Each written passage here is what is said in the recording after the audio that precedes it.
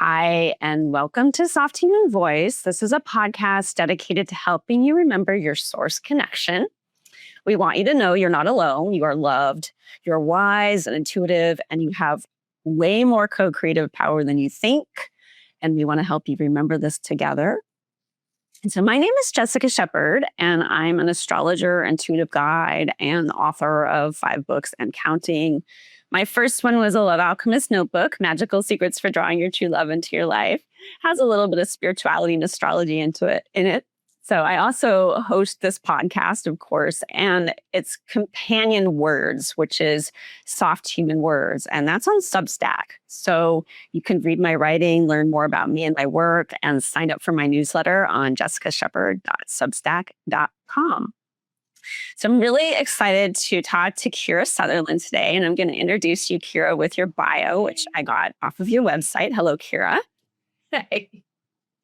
So Kira Sutherland is an Australian naturopath, nutritionist, herbalist, and medical astrologer. Known for her vibrant, straightforward teaching style, Kira has lectured in medical astrology within Australia, North America, and Europe. In private practice for over 25 years, Kira combines her knowledge in natural medicine with her passion for medical astrology into a wonderful mix of mind-body medicine. Kira's medical astrology training and mentoring programs attract hundreds of students every year from around the world with rave reviews about her teaching style and breadth of knowledge and application. So Kira does speaking engagements and interviews and private readings. So whatever you want to learn from Kira, she's available to it. So welcome, Kira. Thank you. Thanks for having me, Jessica. We made it. I know. It took a little bit of time. I'm excited to be here. Yeah. Much more relaxed this week anyway. Oh, good. Yeah. We were navigating some Mercury retrogrades and here's and there's. Yeah. Well, about the astrology. Life and astrology. So true. So true. No, I'm good. It's good to be here now rather than a few weeks ago. Absolutely. Yeah. Absolutely. And of course, I'm super excited to talk to you because as I was saying, as we were checking in, we both have very unique knowledge bases. Yeah. So we both have this background in astrology as professional astrologers. And then you have the medical aspect with naturopathy. And I'm a health coach. And I've had a lifelong love affair with health by necessity. So I thought that maybe a good point to begin for you and I is to kind of share our respective stories about how we arrived at this intersection of astrology and health. What brought you to this moment in time, Kira? So where did I get here? I always love it in hindsight. The path is so clear, but yeah, always health focused. I grew up in California, even though I live in Australia. And parts of my family are very healthy and parts of my bigger family have a lot of trouble with their health. So from an early age, and I'm raised by 2 scientists. So sciencey, health. I originally went to university to do nutrition. But then I segued and lived in Europe for a while and found naturopathy and, natural medicine, herbal medicine, homeopathy, as well as nutrition. And I was like, of course, this makes sense that there's plants for things in the world. And I'm not anti-modern medicine, love modern medicine, but it just made so much sense. And at the same time, I was really late teens, early 20s, very into learning about spirituality and all the other realms. Although I kind of grew up with it. My mom's best friend growing up was an astrologer, massage therapist. I thought it was normal that you learned about chakras and auras at the age of 7. So I kind of always had the sacred and the science. I didn't question it. It just was. Yeah. And so always into astrology just for fun. And then when I was formally studying naturopathy in my early 20s, I also decided to study astrology formally. And I was really frustrated with natural medicine because everybody was finishing this 4-year degree and they were going off doing traditional Chinese medicine and Ayurveda because they have these beautiful systems and the elements. And I was like, well, where's our system in the West? We must have a system. And at the same time, you're doing the history of medicine with the temperaments and the humors. But if you go further back, that's the elements. And then I learned about body astrology, like my astrology teacher taught one little class on, Aries is the head, Taurus is the neck. And I was like, wait a second, this is our system. Like we had a system and we just let it go. So in my early 20s, because I'll show my age here, pre-internet, went and taught myself medical astrology because no one was teaching it nearby. And so I was always just using it kind of as an adjunct to being a health practitioner. And then over the years, it's just gotten to be a bigger part of what I do. So that's really kind of how it all came together. And then it's really developed, the way I use it's really developed with how it's worked for me with clients more than, I don't break any big rules, but if we go to traditional medical astrology, it's very specific. Whereas I've kind of used it in the application with natural medicine more differently.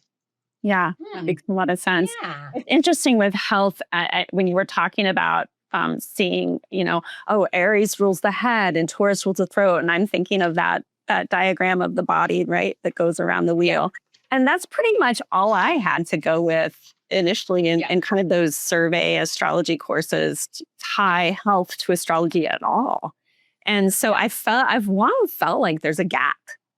And so you just named that. So how wonderful that you were able to bridge that in a really natural way with your early upbringing and just being comfortable with those two worlds of, I'm sure you see astrology as a science, but it tends to not fall in that category in the Western mind. But I mean, those two sciences, I just feel like they really are complementary. And so I just really appreciate your bringing this, bringing health to astrology. I want more of it. I just envision a future where astrologers and all the popularity of astrology nowadays actually heads in the direction of wellness. But that's my own secret dream. Look, I think that's where a lot of people can use it better, right? And my first book should be out in the next 6 months. Okay. Not that, there's a million other astrology, but there's a lot of medical astrology books out there. I'm trying to really come at it with not just to analyze, what do you go do with this? I'm a very simplified, I need to have an action. If I'm going to teach you about something, you have to go and actually put it into play. Otherwise, knowledge is great, but you got to use it. Absolutely. So the practical application, and you've been able, I'm sure, to see that in your health consults and how, the advice hits the road, so to speak, and how people benefit. Yeah. So that's wonderful. Yeah, just briefly from me, just so you know a little bit, and the listeners, some of my listeners know that my background, kind of my journey as a healer began when I was in my teens, and I was taken out of life by a mysterious illness. And so I wasn't able to graduate high school. It went on for years, and it was confusing and confounding, and nobody knew what it was. So during this time, I got a reading. I was starting consulting healers, and one of the healers was an astrologer. And so she gave me a reading, and, it's like that aha moment of okay, I am so without a rudder or a compass, and this gave me one, right? Yeah. And so I had lots of extra time from being sick. As some people, they're in bed. You hear these stories. Well, I was one of those stories, you're laid up in bed for years. And so I had time to study. And so I would walk to, I just happened to live next to a metaphysical bookstore, just happened to, right? And I would just happen to be able to make that walk without getting overly tired. So that's how my health initiated my journey into astrology. So that's how tied together it is. It's very tied. Yeah. So that's kind of my origin story, so to speak, around that. Yeah. I love people's origin stories with astrology in general, just when it finds you or how it finds you, or just how significant it can be if we're talking health or emotional health, which is why a lot of people go to astrologers. just being able to see those little bits of ourselves better to get to those deeper layers of why things are stuck or what's happening or what was that trigger, even if it's happening physically.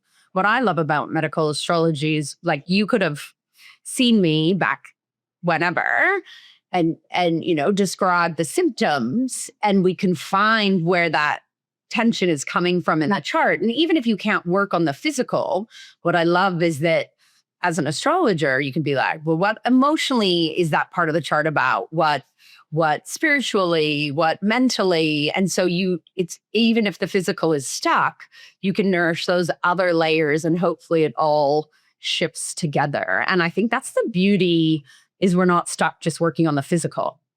Absolutely. It is that holistic, and you can like weave in and out really to your, to whatever the person needs or to the practitioner's attunement. We all have different gifts and skills that we can bring to the chart. And now I'm imagining, of course, my young 18-year-old self visiting you. Oh, that would have been such a dream. And me asking you what is wrong with me. So what would you look to first? Where would you? Oh, yeah. Where would you go? Yeah. And you don't know my chart, and we're not talking about the specifics of my chart, but anybody's chart who's presenting. Yeah. Mm-hmm. So in medical astrology, I mean, obviously you look at the whole chart. And I'm a big natal chart medical astrologer. A lot of other people, well, everybody looks at the natal, but a lot of people would look at the moment you got sick, or the moment you admitted you got sick, or the moment you contacted me. I might draw up a chart for that. And that's like that's a different style of astrology, looking at asking a question about the illness. But I tend to leave that for later. So I tend to look at the natal chart because that's who you are energetically.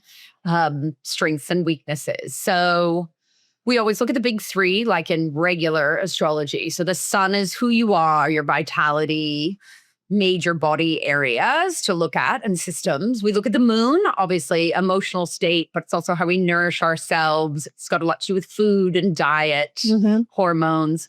And we look at the ascendant because the ascendant is actually in charge of the physical body. So we often get more ailments via our ascendant than we do our sun sign, although you could have ailments anywhere. So we look at the first house, that ascendant, what sign is it, what planet is in charge of the ascendant, and where is that in the chart. So you look at those three things, and then first house is actual physical body. And we look at the sixth house because that's traditionally the house of illness, but it's more acute illness. So we would look at the state, what's on the cusp, the ruler, what's in the sixth. Those are the first four big things I would look at. But with that said, you have a sun, just to repeat it back for people who know this, or who have enough astrology knowledge to be dangerous, as they say. So the sun, the moon, the ascendant, and the chart ruler of the ascendant. So if someone is like ruler, so if someone is a Pisces rising, you use traditional planets. So the inner planets, it would be Jupiter. So I would find where's Jupiter, and I know that's a pressure point, but it's also a point to work on and express to support the person's health. And then the sixth house is, it's the house of illness, but I also like to think of it as the house where we do all the work to maintain our health. The sixth house is considered the house of routine and of service to others, but I also think it's the house where we're kind of service to our own body. And so I play a lot with that sixth house. Does that sixth house really come into play when you're designing treatment protocols for people? Like, I can imagine the sixth house being kind of the cosmic doctor, like very prescriptive in a preventative place where the planets and the signs could be like, we could bolster that to help the big three. Is that always bolster? So I always will bolster those big three I already talked about. And then sixth house, I'm really going to look at for daily life, how can they go after their health and how can they make that house run better and feel happier?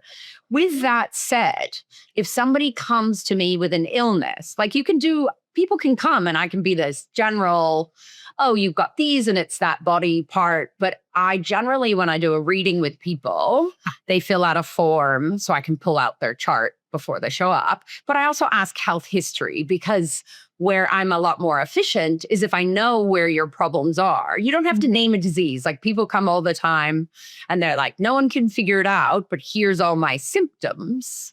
I can look, and that's the beauty of medical astrology, but it's also the beauty of naturopathy. You know, natural medicine, we have this whole belief that I don't have to name a disease to be able to treat you, right? Like, I can look at what the symptoms are. I can guess the underlying body systems that are stressed. And I have things to support, like herbal medicine or nutrition.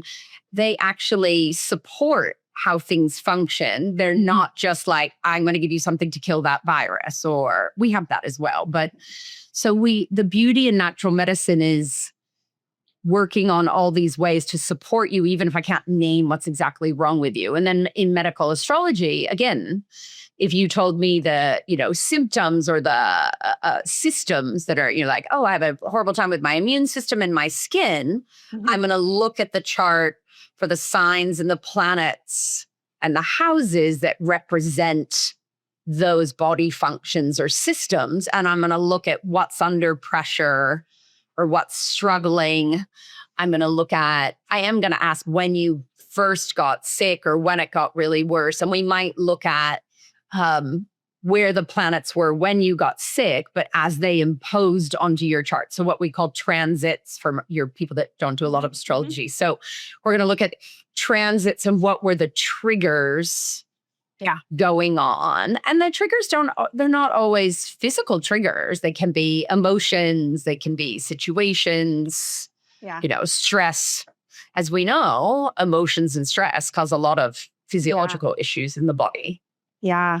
So I can imagine when you look at like transits for timing of when situations develop, it can kind of be like we're looking at the celestial clock. It can trigger something that was already there, and it may not necessarily be described by the transit itself, although I bet you it can at times, because, enough people like the Pluto transit, the kind of toxic stuff coming to the surface, bringing up cancer, or the Neptune transit of the mystery of and the confusion around the immune system, right? Yeah. So I can imagine but a transit in and of itself, as you and I know, isn't necessarily going to bring about any health situation. It just kind of brings to light what's already happening. Yeah. It agitates the area and how it expresses itself. Doesn't have to be physical. It can be emotional. It can be mental. It can be a spiritual, Pluto can be a spiritual crisis or transformation. And it's not always to do with our physicality. Sometimes the Pluto transit is you're dealing with somebody else, and that puts stress on you. And one of the things I'm really cautious about is not naming diseases, right? Like I would never look at transits coming up. Like, a lot of people are like, what's happening for the next year? What should I? And I have a couple consults a year where I spend half the consult convincing someone they're not going to get a certain disease that somebody else named could potentially happen. And ethically, that's really bad. We don't name like a Pluto transit. Oh yeah, some people get diagnosed with cancer from a Pluto transit, but other people have problems with detoxification. Other people you could have constipation from a Pluto transit. You could have a funny enzyme food reaction through your digestive system. We can't know, just like we can't know a Pluto transit spiritually, what that's going to mean. Like, I've had Pluto transits that were horrible health and emotional wise. And then one of my most powerful Pluto transits, I was doing extreme endurance sport, and I had the most spiritual, beautiful experience of my life that changed me in great ways. And it hurt physically, but it wasn't, Isn't that wonderful that we can get that perspective? We can, I always feel like if you're alive long enough, you just you just come to realize you cannot ever make these blanket statements in astrology or around anything, because I've had similar with the good, really juicy, yummy parts of Pluto transits or having just be really surprising in that deep way. And then, and I've also too had people want me to say to them, I just went through a cancer treatment. Does the chart show that I'm going to go into I'm gonna live? There are astrologers and there are timing techniques for that, but I don't teach it. I don't use them. How do I know a Pluto transit? Like a Pluto transit could be somebody's death. They're transforming to something else, or it could be this amazing recovery or awareness, and then things totally change, or they have to transform everything they're eating. But I don't do any predictive astrology on purpose, because I think ethically it's really dangerous medically. There are people that will do timing techniques. They're like, oh, probably you'll get better here, here, here. But I don't get arguments with clients, but they'll push me when they really want those answers. And it's, well, I'm none. And they're afraid, but I'm not that miracle. I'm not that. If I give somebody, I'm like, oh, by this transit, you should be better. Are they actually going to do anything then to get better? The health practitioner in me is like, if I give them their outdoor, will they actually do anything to get there? Or they'll just expect to be able to walk through the door. So there's ethical things that I'm really cautious of. And especially the longer I do it, and sometimes I get clients that are pretty desperate. They've been through a lot of health stuff. And it's horrible not to be like, here's a magic bullet, but it doesn't work that way. It really doesn't. And, you want to be able to reassure people. You want to be able to bring down their level of fear. Yeah. But my Libra rising has really wanted to do that. Libra rising, Cancer, Venus, but it isn't ethical. It is potentially harmful, and you've got to go through their process.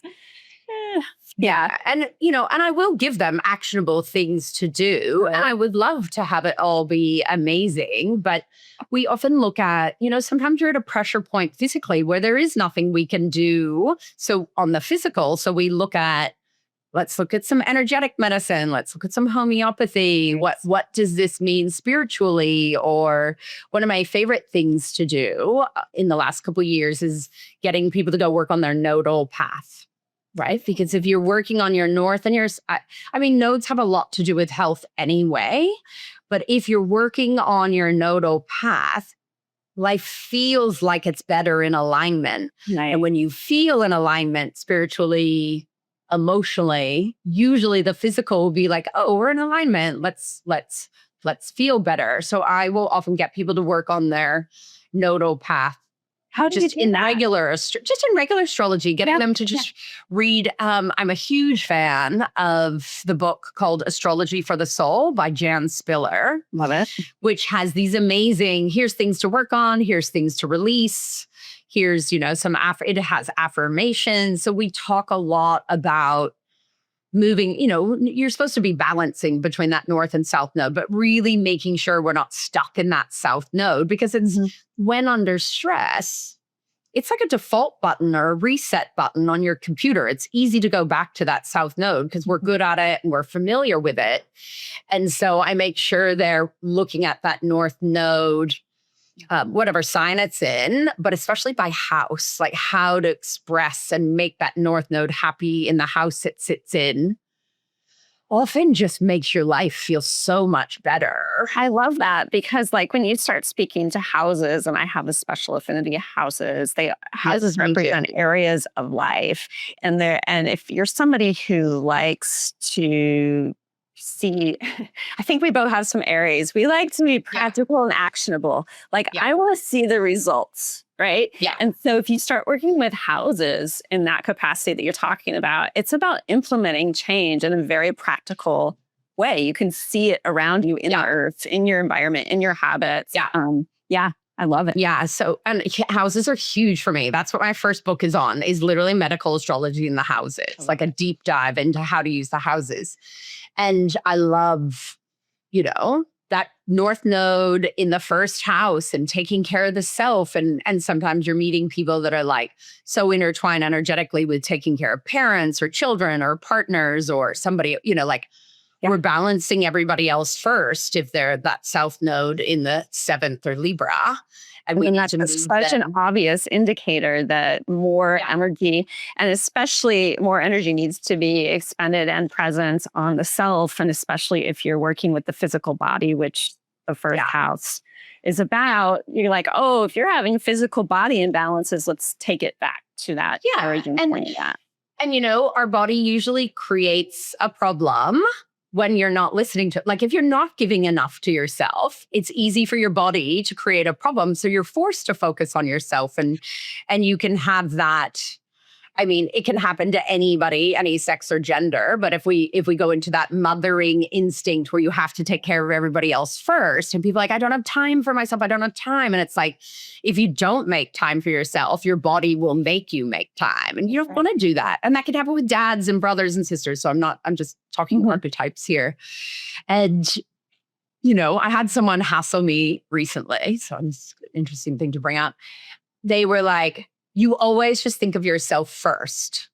And I was like, that's a really interesting thing to critique me about. A, I'm an Aries. B, as a healer, if I'm not taking care of myself, like if I don't nourish myself, how do I then hold space for anybody else? Because you can't hold space when you're empty. And I got really offended when they said that, because I was like, that's literally what we're all supposed to do. But they were projecting because they weren't doing that. And I was like, that makes me really sad for you. Yeah. Because they were basically hassling me for not being a martyr. And I was like, but I'm a healer and a mother and partner or whatever. And I was like, what? Like, that's a really funny thing to critique me. Oh, I'm sorry, I'm not sacrificing myself for everybody else. Come to your projection. Yes. Yeah. It's just And I think too, culturally, if this person was a woman, again, of course, this can happen for anybody who has a predominance of feminine energy. But, as women, many of us and caretaking men have been entrained and conditioned to sacrifice ourselves. And I know that was part of my childhood upbringing. And so it took a lot of learning and a lot of practice. Thank goodness I have an Aries moon to help me with that, and to understand that selfishness, there is that enlightened selfishness that you have to have a self to be able to be of service or be of benefit to anybody else. You have to map well first. Yeah. And it's interesting because we have a society that like hassles us for doing that. Yet we're like, but if I don't take care of myself, I won't be here to help anybody else. I think it's like so rooted into religion, and like you mentioned the word martyr. I mean, I think it's so rooted in religion, and sacrifice is such a big part of like the historical DNA of, especially the United States, but everywhere. And then also, the gendered stuff that comes up, and the functional family adaptations that we're all forced to make. So it's and we do it, like, as much as, I put everything on hold for other people at times. That's why our doing this podcast was delayed by a couple weeks. But it's interesting how hard we are on ourselves and other people about taking care of ourselves and taking care of our health. It's so odd. Yeah, it really is. And really, and I see that a lot in reads, when I'm looking at people's charts or people are talking about their health, especially depending on what decade people are in, whether they're taking care of parents or other family members or kids or pets that get sick or whatever. It's interesting that there's this crime in taking care of your own health. But if I don't take care of my own health, then someone else is going to have to take care of me, right? So I'm curious, because that's what I ran into when I had health coaching clients, is that it's kind of like I kept leading the horses to the water and they just couldn't, for whatever reason, drink. and they couldn't take care of themselves. They just like the excuses or the, the other people or, survival mode that I think a lot of people just are in survival mode, that prevents them from sinking into a truer reality that when you take care of yourself, all your needs are actually going to be protected. Like, it's just like, but they don't see that. So how do you help people who come to you and they say they want help and then you give them their assignments? Yeah. Get them their assignments. And then what happens? People always surprise you though, right? I also teach at university. I teach in the naturopathy and the nutrition degrees. And it's funny because this happens there as well. Because these students, as they're finishing their clinical practice, I supervise them while they see clients. And they're always like, oh, this person's come, but they're not very motivated. So I'm only going to give them a few things to do. And I'm like, just because they verbally or energetically felt like they weren't going to do stuff, they've still paid for your time and told you their stuff. You need to give them things to do and just think about, even if you give them 7 things instead of 3, they might only do 2, but give them 7 options. Yeah. Some clients hear it and they go do everything. Other clients listen and they'll think about it for a while, but then do it. And sometimes clients, sometimes they needed to hear everything, but their life is too busy to action it. And sometimes they come back 6 months later and they're like, okay, I was busy, I wasn't ready. But in reality, they were processing getting ready. And then they're ready 6 months later. And there's nothing wrong with that, right? We all get to it in our own timing. And, somebody with a lot of fire to their chart will go and action things quite quickly, whereas someone with a lot of earth might have to think about it and process it for a while. But when they do it, they'll do it really well. So I think it's also about letting people know I'll hold them in a space of grace of whatever works for them. If somebody, this has been coming up a lot. People don't make a lot of change unless they're in pain, right? Which is sad, but it's true, right? Like, you have to be physically or emotionally uncomfortable and in pain to take action. Yes. So, we all have great intentions of like, oh, I'm just going to be really healthy. But how do you actually go do that? Often, if things aren't broken, you're not going to change it, or you're not going to, unless you end up with a special interest on going to the gym or fitness or whatever. So, healing is amazing and it's exhausting and it's a full-time job and we have 80 other jobs. And so, I think it's a lot about giving people grace to get to it in the space and time they're ready. With that said, I'm a pretty bossy practitioner where I'm like, you can't be doing that anymore. Like, I'm pretty blunt. But people don't pay to see practitioners to be overly soft, right? I'm not going to scare the shit out of somebody, excuse my language, but I'm going to be like, that's not serving you. Let's not do that, or let's cut that in half. I'm not going to sugarcoat it because that's not going to help them. Yes, they paid me for my opinion, whether they like my opinion or not. I like that combination of patience and grace, and also just the fire and accountability that you're talking about too, because that it's that you're better than me at that. I would get like, okay, why are you making the change? Why are you like doing 6 months? I get frustrated. I get frustrated if they come back and blame you that nothing's worked. Yeah. Which happens. Not often, but they're like, none of that's working. And you're like, well, which one of these? And I have a copy of everything that gone away with. Like, I literally have an exact copy.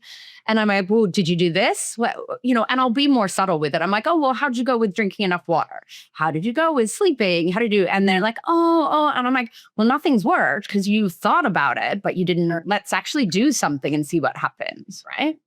And sometimes my suggestions, I'm not all knowing, sometimes my suggestions don't work, right?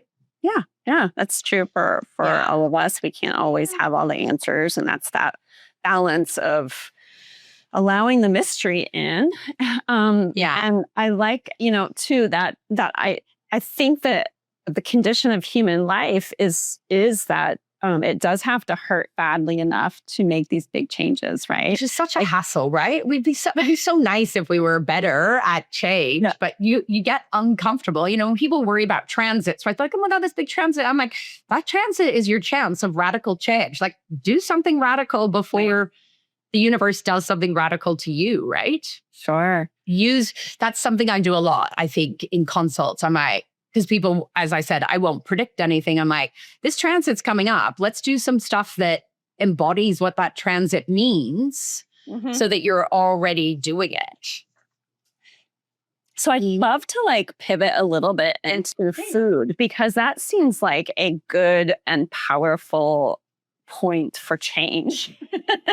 If you're talking about adjusting and fine-tuning your health, and especially doing it before you get to a point where you develop a condition. But if you have a condition, then you have a condition to work with. And a lot of the conditions that modern ones have to do with food supply, in my experience, and food and how we're eating. So I'd love for you to talk about how you work with clients in their, how you work with the moon, how you work with food, how you work with the planets around food with these issues that come up that are related to food disease. Yeah. Food and disease. It's a big area for me. I definitely do a lot of nutrition. A lot of medical astrologers are herbalists rather than nutritionists. So it is a big area for me. Look, the moon, how we knew all of this in medical astrology is amazing. The moon is your emotions. It's how you nourish yourself. It's like your little security backpack that we wear every day, is what Frank Clifford, another astrologer, always talks about. And the moon in medical astrology is literally nourishment. It's your stomach. It's digestion. It's interesting that emotions and the stomach and digestion are the same planet, right? Fancy that. And we now know that the food we eat alters our emotional state. If I eat more carbohydrate, I'm going to produce more serotonin, which is going to uplift my mood, or a lot of crunchy, certain other things. Sugar is going to give me more dopamine. So we've been driving to eat these things to actually change our emotional state. It's so lunar. It's amazing. Think about it. When we're super sad, what do? We go eat ice cream and chocolate, which are, dairy food is also ruled by the moon, right? So I look a lot to the state of someone's moon. What sign is it in? What house is it in? Is it too hot? I use a lot of elements with nutrition. Is it too hot? Does it need cooling? Is it too dry? Does it need more moisture and oil? Interesting. But I'm also going to look at what planets it's having a conversation with, or what house it's in, because I'm going to get the moon expressing in the house it sits in it to occupy it so we don't eat, right? Not that eating is a problem, but let's make your moon happy with other things besides food, right? Yeah, my moon's in the 9th. And I go traveling. I eat really well, but I forget to eat when I'm traveling because my moon is so nourished with other things, or reading philosophy or whatever. Yeah. So, but I'm also going to look at, moon really close to Venus. Venus is sugars and sweet tooth, and I'm going to worry about their blood sugar levels. Jupiter is fats, but it's also kind of overdoing it, overeating. So although we think of Jupiter and Venus as these benefic, beneficial planets, our modern diet, the problem for all of us, whether, Australia, the US, I can't even think of the word I'm supposed to say anymore, but places where we're not having to labor for our food every day. We're in supermarkets. We have access to everything 24/7. We don't have to work. We do work for it, but not in the same way. And, we have too much Venus and Jupiter, too much access. Jupiter would also be alcohol. Well, overdoing it with alcohol. Alcohol would actually go to Neptune. So the modern world is too easy for Venus and Jupiter. So I'm going to look at the conversation those planets are having. Yeah. And you're just making me think of like the sweet before white refined sugar was like an orange, an apple, right? Yeah.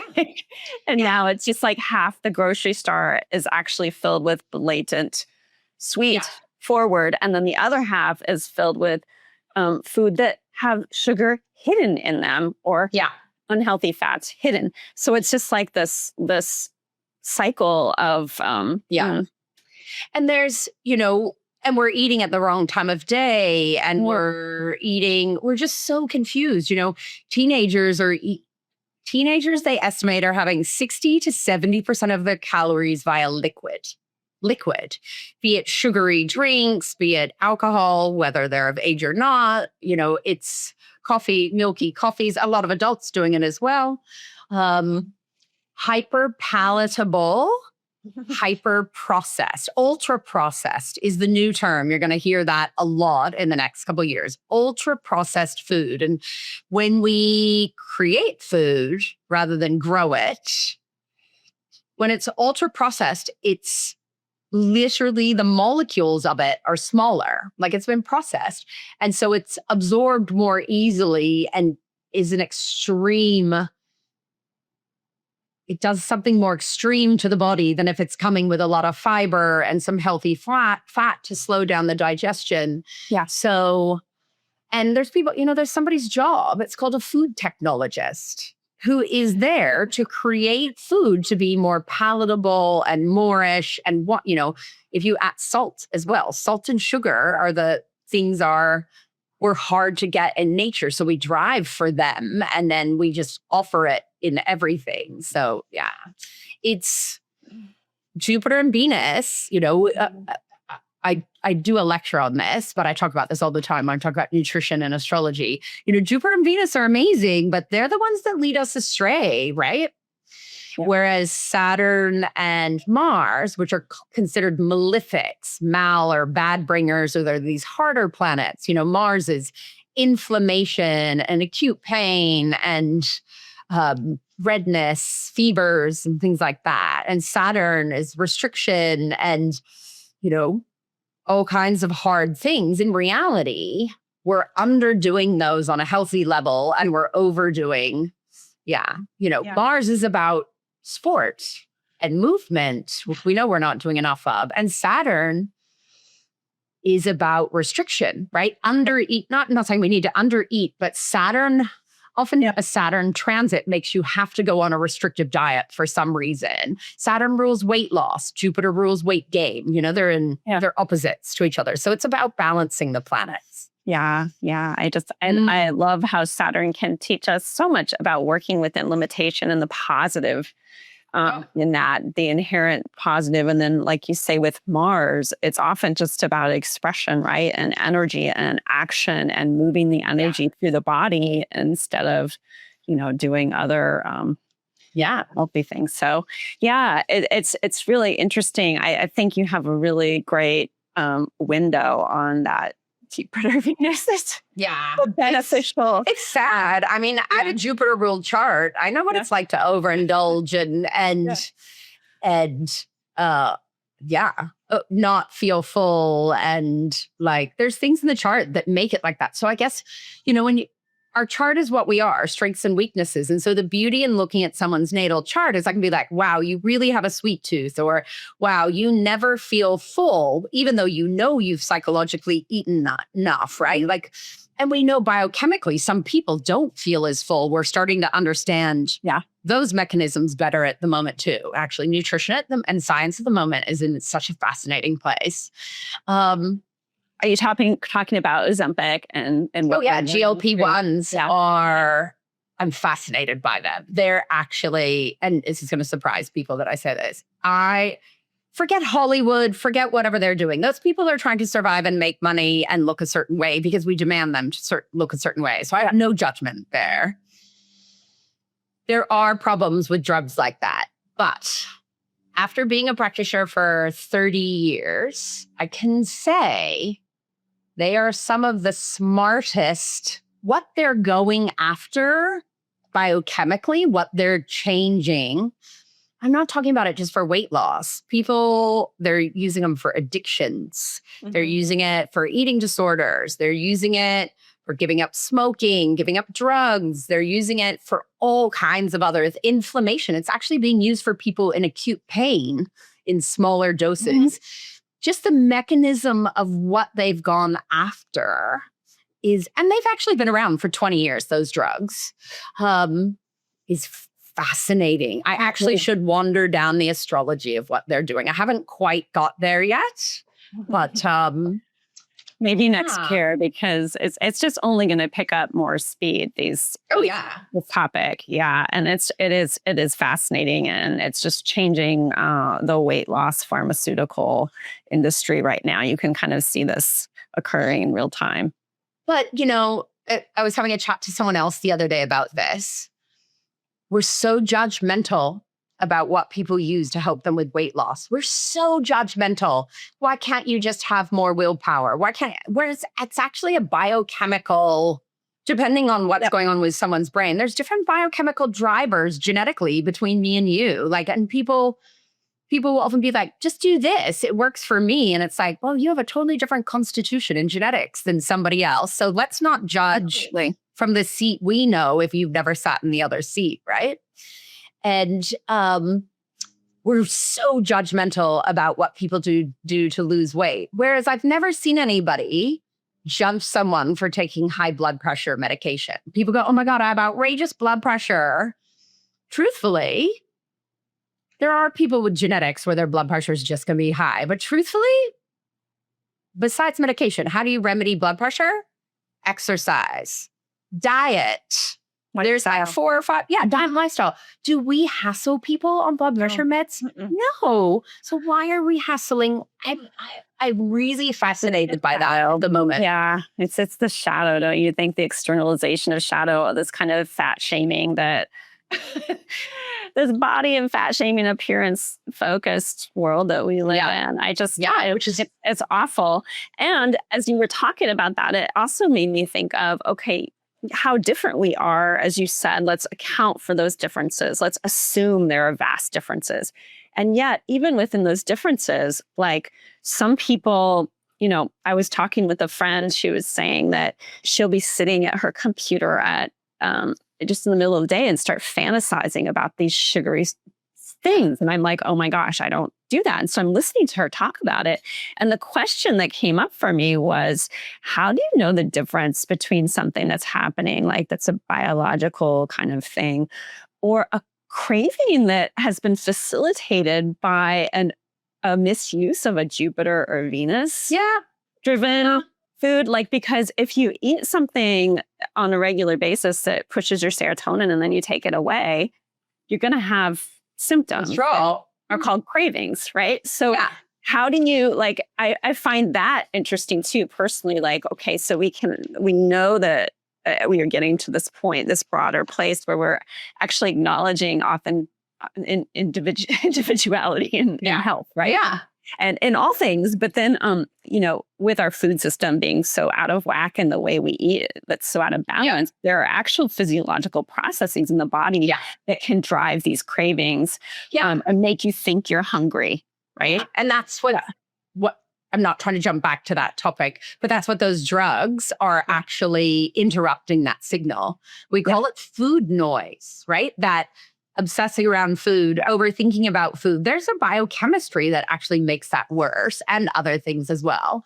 Plus, it's also, did you sleep well last night? We know if you don't sleep well, your body's more tired, your brain more tired. It's going to turn up your cravings for sweet things because it gives you an energy hit, right? Or if you're not keeping your blood sugars as stable, if you had this really high cereal carby breakfast without enough protein, you're going to go up, but then you're going to go down and you're going to crave sugar to come back up. So there's a lot more than just, I'm thinking about sugar, I'm trying to have a snack at 3 p.m., which is also part of it. For other people, 3 p.m. is a classic dopamine crash, right? People that don't have as much dopamine as others naturally will start that 3 p.m. searching for food. But then there's also cravings. And isn't that all the clock that tells you, like the Oriental medicine has like that 3 to 5 is like a time when you can actually, if you just drink more water, the kidneys need support. Yeah. So like there's so many, go ahead. I just thought of that. And then, there's also, I forgot where I was going with this. There's actual cravings because your body needs something, right? Like, are you nutrient deficient in certain things and you're craving, we often say naturopathically, if you crave a food and you eat a small amount and are satisfied, you're like, oh, that was the flavor I really need. That was the taste. That is often your body driving for some nutrients that were within that food. Probably not, we're talking about chocolate here, but maybe or sugar. But oh my God, I'm just craving an orange, or I'm craving pickles, or not being pregnant, but like there's things to it, right? Yeah. And so there's cravings because your body's driving you to get the micronutrients, the vitamins and minerals that it maybe needs. Or there's the psychological cravings of I'm bored, I'm sad, I'm tired, that make us crave other things, but then we don't want to stop eating them. When you start eating a food and you kind of can't stop, you got to look at the emotional state that you're in. You got to look at how tired, how much sleep you had, but you also, I would consider, are you slightly sensitive? I don't want to say overt allergy, but slightly sensitive to a food, because we often crave what we're slightly, not true allergy, but allergic to, because we know some foods actually dock onto the opiate receptors in our body, and they make us, it's like a high from the food, not like a real opiate. Opiate receptors do more than stop pain.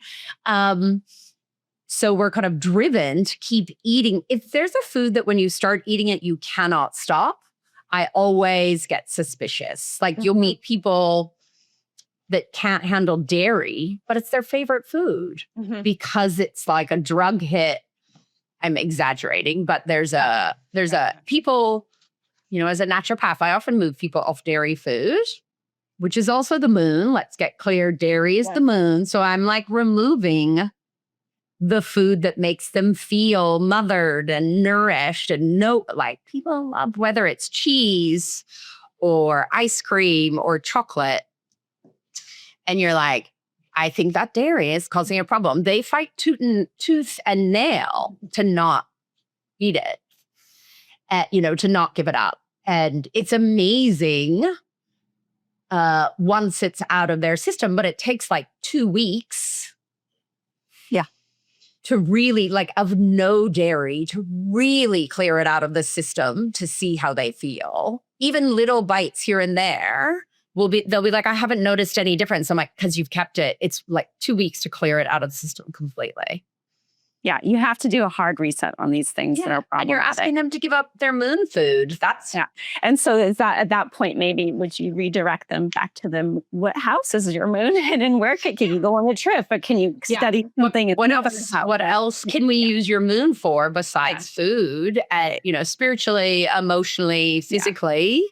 And keep it happy. Go play with your moon I always talk about playing with planets. Go occupy it in a different way. Because if a planet feels seen, if a planet feels used and heard, used in a good way, occupied, it's not going to cause problems. Like I often talk about the natal chart is like your classroom of your kids, right? It's all your planets. It's like this big classroom of kids.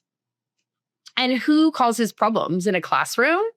The kid that feels ignored, the kid that, they cause chaos in order for you to give them energy. So I have this thing about playing with all your planets, or, another analogy is like it's a orchestra. And if all the planets play together, it sounds beautiful, but every planet really wants a solo as well. So taking each planet out for a solo is something I do with people. I love it. Yeah, that's perfect. And immediately what came to mind was like, I can imagine some planets just through either squares and oppositions and quincunxes or unaspected, like they're less favorite. We don't want to take them out as much. We don't want to play with them as much. We don't want to get their limelight. Yeah. And it's those parts that often cause the health issues so that you go pay attention to it, right? Yeah. Yeah, and it hurts when like that's something I point out a lot. I'm like, it feels ignored. So it's going to cause you chaos. Yeah. And if you're a good little parent, if you're up for taking good care of your children, it can be a really positive thing, and just get back on the same page with everybody. Yeah. I like that. Yeah. It's not easy. It's like a lot of balls in the air at once, but that's what a big thing I do with people. And again, if that all feels overwhelming, we go and have a look at the nodes, because I feel like the nodes redirect you to your north. You know how they say, on the compass, like they realign you when you work with those. And as hard as it can be. And I find that relieves a lot of pressure. I love that too, because it is like the backbone, as you talk about alignment, and alignment's a big word nowadays, but we all want to feel aligned. We all want to feel that sense of being in our center and structurally sound. And that structure is real in the birth chart, and it can be that spine, the backbone to the entire system. Yeah. So I wanted to ask you before, I know you're going to share a practice with us, but I have a curiosity before we do that. Sure.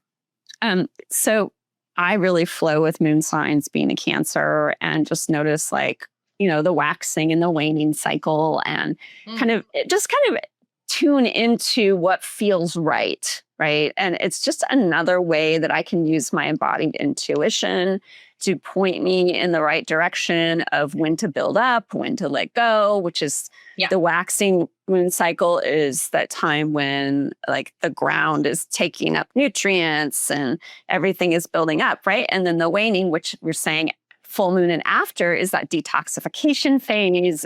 We're starting to let go and the earth rest, release. Rest, release. So that's a really basic rhythm that just by being familiar with it, I love these simple practices for people who don't know astrology too. But so in terms of that waxing and waning cycle, and also even if you have any moon sign, things that you do during specific moon signs, because there are certain things I'll only do during specific moon signs. Just trial and error. So I use lunar phases or lunar cycles all the time with clients. One of my favorite things to do, is from the new moon to the full moon. So that waxing, the building phase, that's when I make people do really hard work with their health. Interesting. That's when you go at it, because you're building, the way I think of it is you're building your new body. You're creating what you want it to be.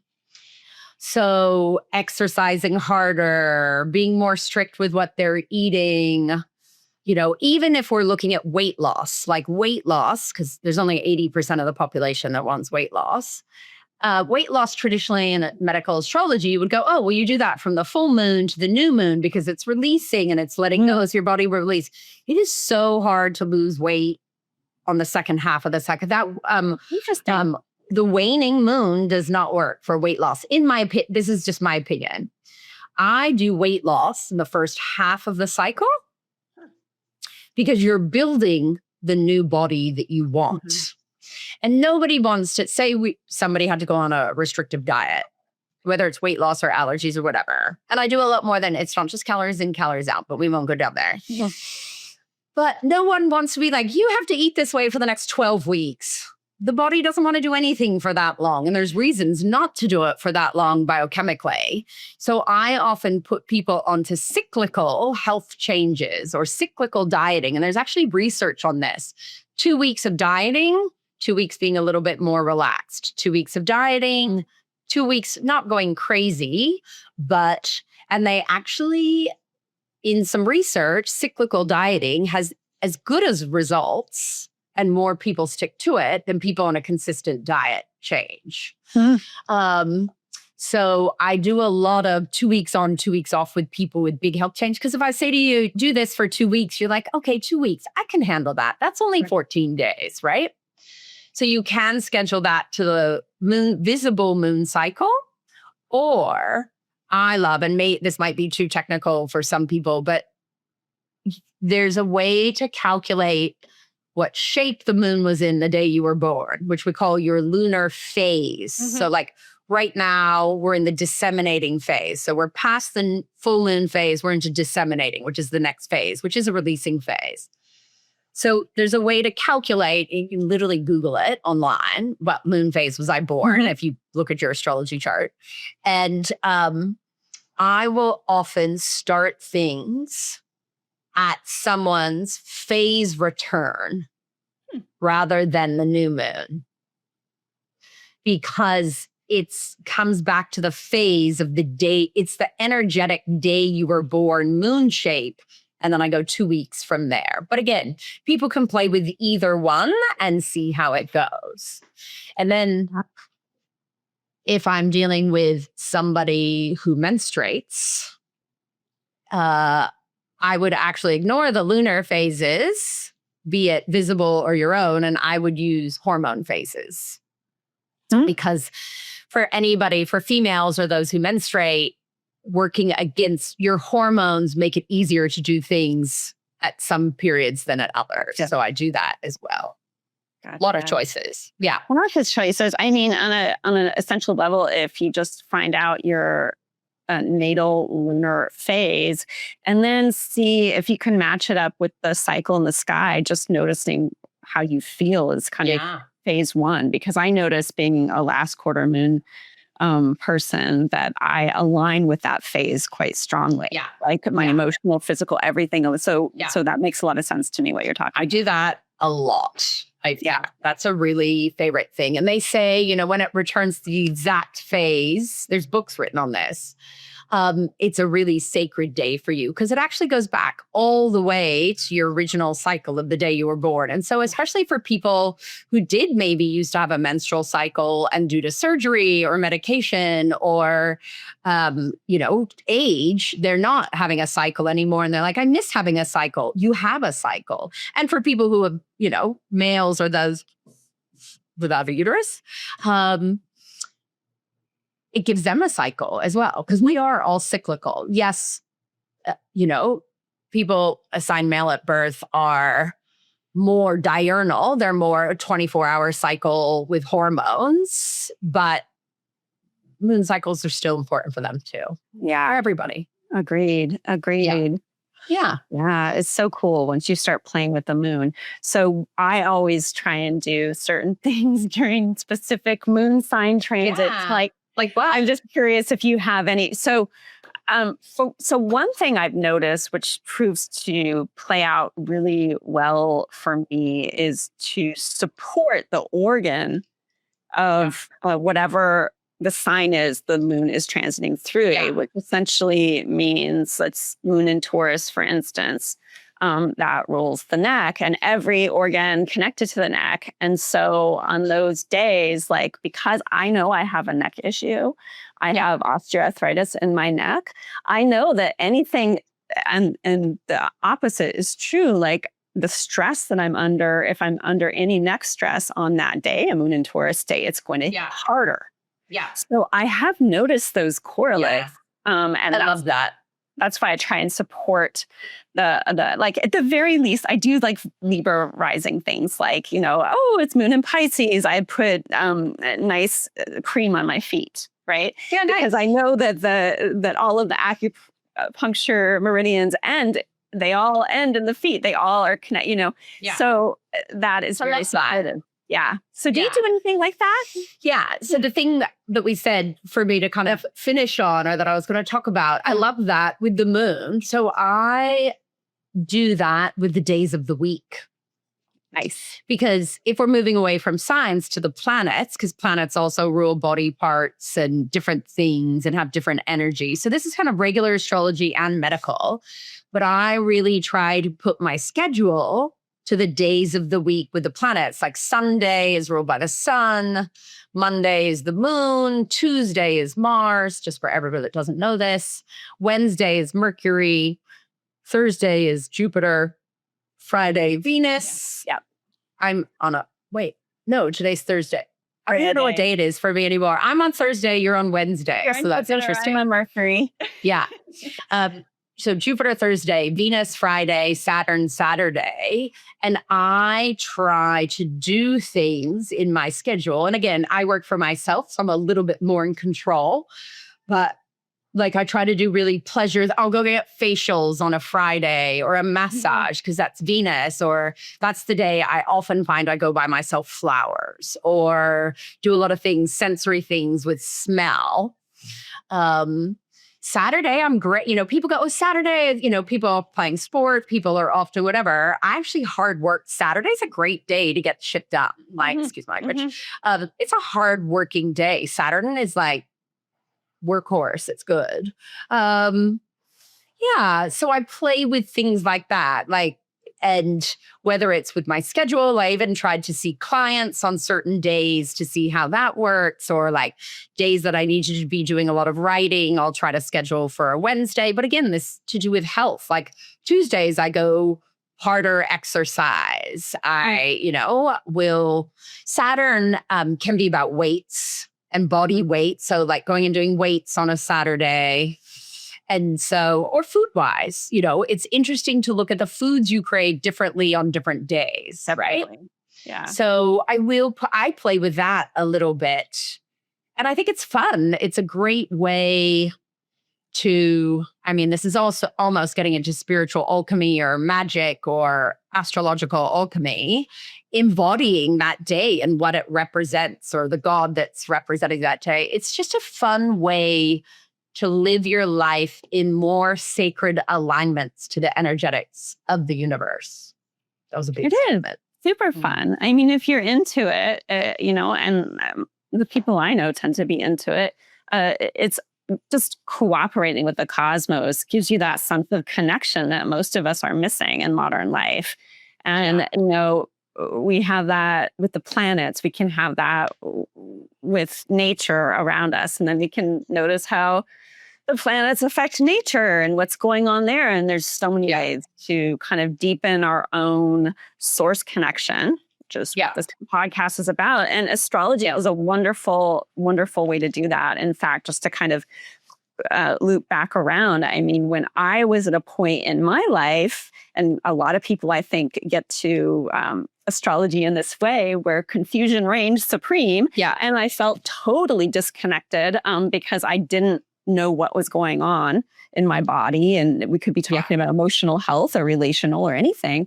Astrology can be that kind of, touchstone to guide us back into connection through simple practices, just beginning like what you're describing. I learned astrology through literally with my little pocket astrologer, and I was working at a job in San Francisco, and I would just note what the moon sign is and what people were expressing in that moment and what was happening, and how, when moon came to Mars, a siren went by, and, it's just like these little things. So true. Came to Venus, somebody was paid a compliment, and you start to realize that you're a part of a living, interconnected system, and you start feeling less alone, and you start feeling maybe things can start to make sense. Maybe things aren't as mysterious or permanently mysterious as I think that. And big change is hard, but lots of little change is doable and easier. So whether it's doing the moon stuff that you're talking about, or the days, or just those little things, and thinking about it energetically. Cycle, just knowing the difference between the waning and waxing cycle, and noticing how you feel. These are just very practical, easy. They don't require an astrology degree. Astrology doesn't have to be so overwhelming. Yeah. So I hope that our listeners can take away at least that, is that there are these little ways to connect. And I love that. Yes, that's small and doable. Small and doable. Big stuff is too. Yeah. It's overwhelming. So thank you so much, Kira. It has been so much fun for me, and I feel like I could talk to you all day. And we could go deep, but I'm glad that we kept on topic. Yeah. And I would love for you to share anything that's coming up. I know you're doing workshops and teaching, so please let us know how to participate. Sure. So my website and Instagram is just Astrology of Health, because we're working on health, not illness. So what do? I often am on, oh my God, what do? I have a lot of things on my website that are already recorded that people can do littler classes or really big classes. I do have this year, I've never done this before, monthly, I'm doing a deep dive on each sign, their ruling planet, and I'm actually going to go for their house as well. Oh. So often when I teach medical astrology, it's kind of fast and furious through each sign, whereas this is one session a month for 2 hours just on that sign, and things to go do with it. So that's the big thing coming up. But I always have other classes and, things that I'm doing. Hopefully, by mid next year. Drop in, like we can drop in. Or do you do a series, or how do you? No, it's a series. There's a series of 12. I think you can. I'll have to remember on my website. I think you could just choose to do one, but yeah, it's a whole series that's coming up, and I'm, funnily enough, starting it in January rather than waiting till Aries and March, April. So we're starting with Aquarius randomly, but I just thought that would be fun to do it a bit different.